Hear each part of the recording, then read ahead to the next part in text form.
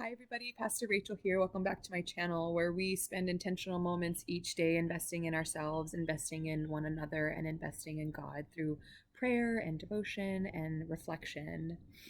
I seek to be incredibly transparent on these videos because I think transparency is so key to understanding how we can relate to one another and how we can remain in solidarity with one another.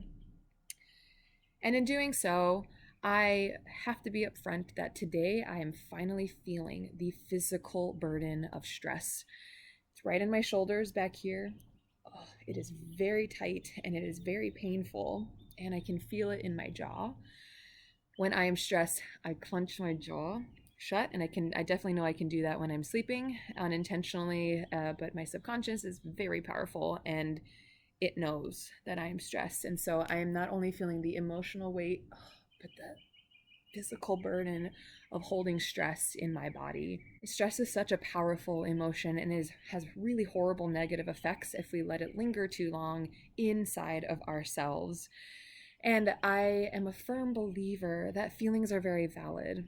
And I am always really hesitant to wholesomely welcome in stress and anxiety and fear and feelings that are really uncomfortable. I don't address them head on as easily as I do with joy or excitement or optimism or things that are positive, things that give me life, and things that feel good. The tougher feelings like stress and anxiety and uncertainty are ones that we just want to close out. We don't want to welcome in. We want to say, no, thank you. You are not welcome here. I don't want to deal with you. And when I don't deal with the tough stuff, that's when my shoulder starts to hurt. And that is when my jaw starts to hurt. And that's when it becomes really difficult to get it off and out of my body. So today I found this poem and this prayer in this book called Painted Prayers. And the artist utilizes her ability to interpret prayer through art and color. I really wanted to put the picture that this artist has created that coincides with this poem up on the screen so you could hear my voice and visualize and see her painting. I don't know how to do that. So if you have any ideas on how I could do that, let me know. But I am not that skill filled right now when it comes to that. So I'm going to show you the picture before I read it, and I will show it to you afterwards. So this is the picture she has created with regards to the poem that we will read called The Guest House. I will show it to you one more time afterwards, and it may have a different meaning when you saw it now, and then I will read and when you see it later. So will you please join me in prayer? Will you get in a comfortable position and release the strain in your shoulders? Let yourself loosen and relax as we hear the guest house. This being human is a guest house. Every morning, a new arrival, a joy, a depression, a meanness, some momentary awareness comes as an unexpected visitor. Welcome and entertain them all.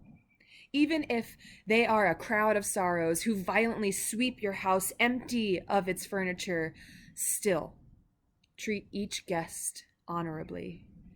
They may be clearing you out for some new delight. The dark thought, the shame, the malice, meet them at the door laughing and invite them in. Be grateful for whoever comes, because each has been sent as a guide from beyond. Be grateful for whoever comes, because each has been sent as a guide from beyond. I can only truly imagine what it would be like to wake up every day and open up my front door of emotions and say, hey, stress, hey, anxiety, hey, uncertainty, come on in.